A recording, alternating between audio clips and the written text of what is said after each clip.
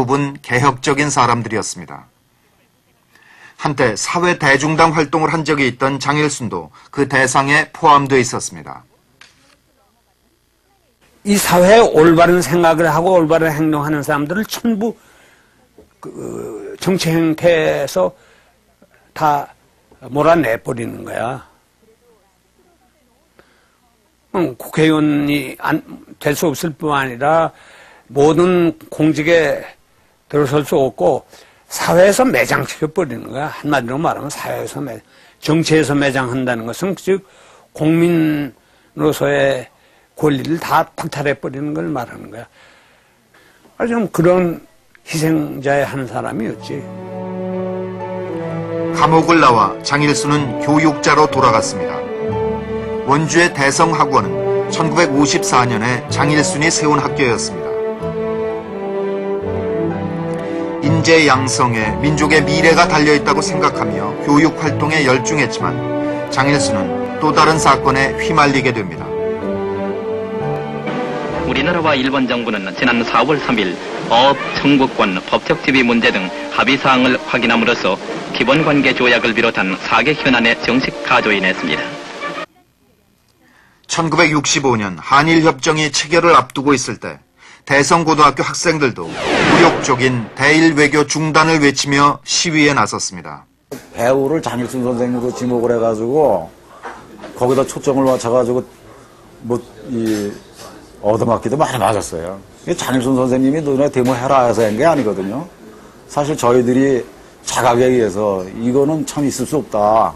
민족 자존심을 팔아가면서 차라리 함께 굶는 게 낫지 이렇게까지 해야 되냐 이런 마음에서 저희는 순수한 마음에서 했는데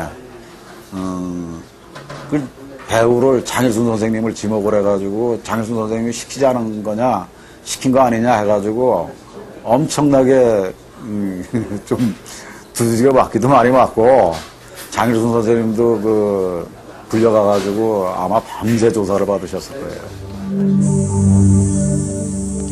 결국 이 사건으로 장일순은 대성학원 이사장직도 박탈당합니다. 그 무렵 장일순의 집 근처에 파출소가 들어섰습니다. 그를 감시하기 위한 이른바 장일순 전담 파출소였습니다. 추록한 뒤에 생긴 거예요, 그거는. 근데 전에는 요 앞에 길이 없었기 때문에 일단 차 타고 오시는 분은 다 그 앞에서 차를 세우지 않아요. 그러니까 뭐 자연스럽게 점검을 할 수가 있죠.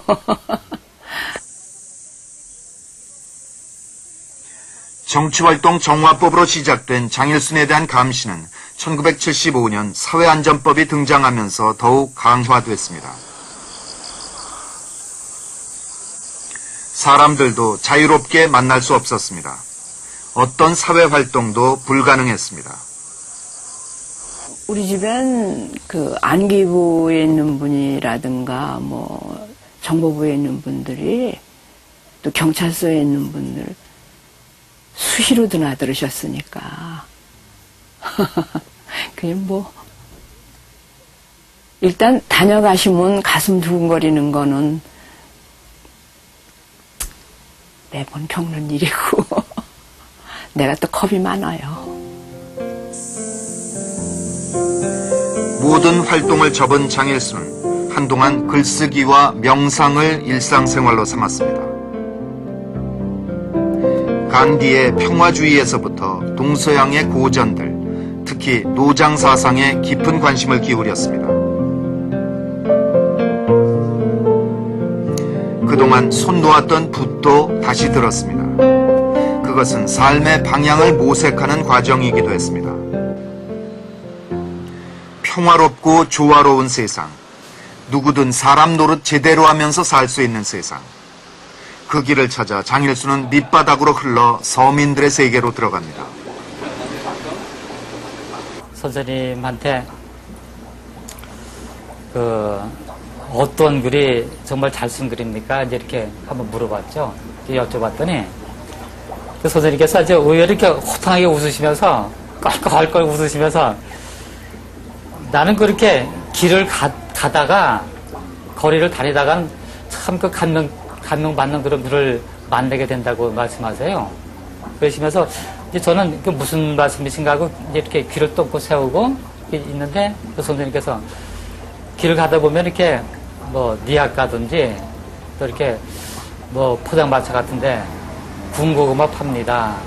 뭐 붕어빵 팝니다. 이렇게 아주 그 정성을 다해서 이제 나름대로는 이게 써가지고선 붙여놓은 걸 보면은 정말 저게 살아있는 글이구나.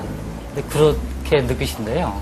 그래서 이제 그런 그 말씀을 듣고서는 이제 저는 참 의외의 대답이면서도 가슴에 이렇게 아주 그 닿는 그런 그 말씀을 제가 들은 기억이 있습니다. 그래서 이제 그걸 잊지 않고 뭐 글을 잘 쓰든 못 쓰든 그게 문제가 아니고 정말 내가 꼭 필요해서 정성껏 쓰면 그게 잘 쓰는 글이구나. 이제 그런 생각을 하게 됐습니다.